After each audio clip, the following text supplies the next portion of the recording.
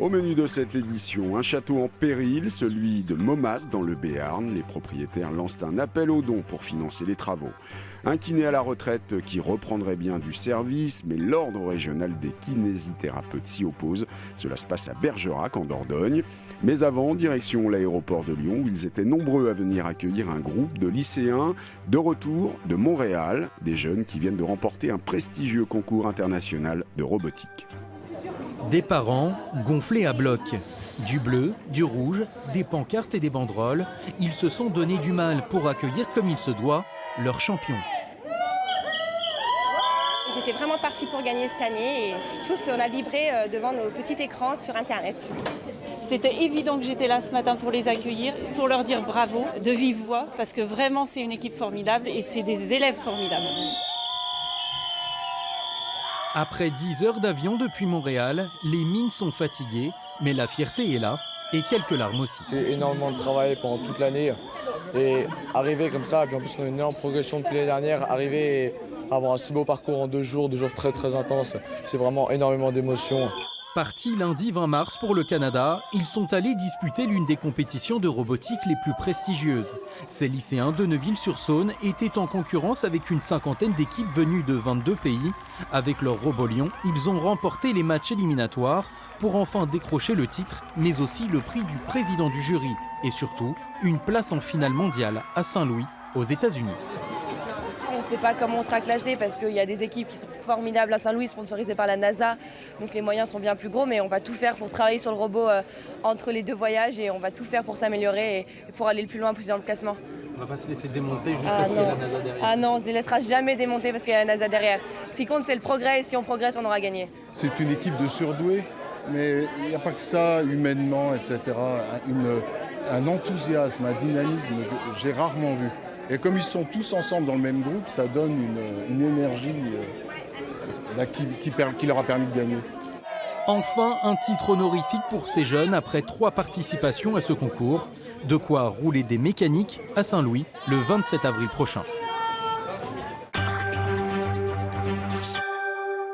Un kiné à la retraite depuis 10 ans qui souhaite reprendre du service, 2 praticiens débordés qui l'accueilleraient bien dans leur cabinet. Cela se passe à Bergerac. Tous pensaient avoir eu la bonne idée, mais c'était sans compter sur l'ordre régional des kinés. Depuis toujours, Michel Delbecq court et brave les lois du temps. Alors ça, c'est celui de la CCC, qui est une course de 90 km et 4000 mètres de dénivelé. J'ai 62 ans là, 73 là cette année. Et pourtant, ce papier-runner s'embête. Cela fait 10 ans qu'il a dû cesser son activité de kinésithérapeute, mis à la retraite d'office pour des problèmes de santé qu'il dit réglés. Je prends une pilule par jour et puis voilà, ça passe très bien. L'ancien kiné souhaite reprendre du service. Il en a fait la demande officielle à l'ordre de Dordogne. C'est vrai, je pourrais tondre ma pelouse, acheter ma baguette, promener mon chien, mais c'est pas mon idée principale. Mon idée, c'est aider les gens du Bergeracois à avoir un confrère supplémentaire qui puisse prendre leur thérapie en cause. Voilà, c'est tout. Car voici le lieu où ont germé les grands espoirs de notre retraité frustré. Un cabinet de 300 mètres carrés, mais où les praticiens doivent refuser des patients. Ils cherchent un autre kiné depuis plus d'1 an. Moi, c'est 11 heures par jour et le samedi matin, pareil, je travaille. Alors pourquoi ne pas proposer à l'intéressé et lui faire signer un contrat en début d'année? Mais cette cage de poulie, elle a 35 ans. Ses poids, ils n'ont peut-être pas 35 ans, mais pas loin. Cette table, elle est ancienne aussi, mais en bon état. En fait, ce monsieur Delbecq, Michel, a dû travailler de la même façon que moi depuis des années et des années. Ça n'a pas changé. Mais voilà, pour l'ordre des kinésithérapeutes de Dordogne, l'idée est séduisante, mais pour l'inscription, c'est niette. Est-ce que vous feriez opérer par un chirurgien qui a arrêté son activité depuis 10 ans? La question se pose dans les mêmes termes. Voilà, pour nous, il nous semble que ce n'est pas possible. Et c'est pour ça qu'il y a eu ce refus d'inscription. Mais M. Delbecq a tout à fait le droit d'en faire appel et il peut y avoir, suite à cet appel, une expertise demandée. Le courrier d'appel à l'ordre régional est déjà prêt. Michel Delbecq pourrait ainsi justifier de ses connaissances et de son état de santé. Sa volonté, elle, n'est plus à démontrer. Un chef-d'œuvre en péril dans le Béarn, le château de Montmast. La butte sur laquelle il a été construit est fragilisée et menace directement la bâtisse du XVIe siècle. Les propriétaires lancent un appel aux dons. Rien ne semble pouvoir troubler la beauté du lieu et pourtant le château de Montmast est malade car la butte sur laquelle il est construit est fragilisée. Cette bâtisse du XVIe siècle, classée monument historique, a besoin d'être solidifiée. La famille Teilhard, propriétaire depuis 34 ans, a décidé de faire appel aux dons. Maman ne voulait jamais demander quoi que ce soit. Et là, elle ne peut plus. Et donc on l'a convaincue de faire, comme beaucoup d'autres propriétaires, faire appel à la générosité publique. Le château de Montmast est aujourd'hui agrémenté d'un jardin restauré.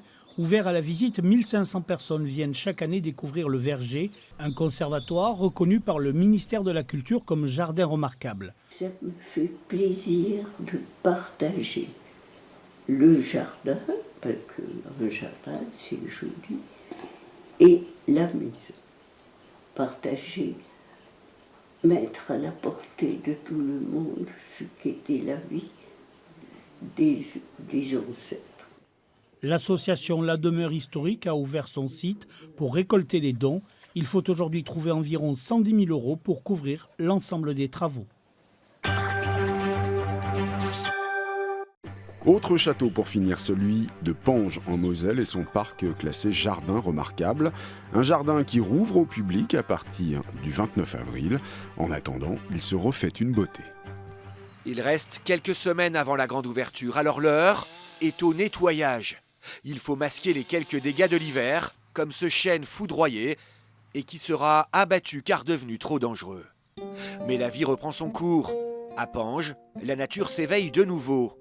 Le jardin retrouve peu à peu sa splendeur, un lieu contemporain et champêtre, sobre et régulier, en parfait accord avec le château. C'est pas un jardin de fleurs, dans le sens où ici, il faut bien comprendre qu'on est quand même dans un château, donc les surfaces sont très grandes. Donc effectivement, s'il fallait mettre des fleurs partout, ce serait... Non, c'est un jardin essentiellement de promenade, d'agrément, et je dirais de beauté par rapport au paysage, et de calme. Nos visiteurs nous disent toujours, quel calme. Le château a toujours appartenu à la famille de Pange, mais lorsque les descendants reprennent les lieux en 83, ils doivent remettre en état l'édifice. En 2002, ils s'attaquent au jardin entièrement repensé par un paysagiste.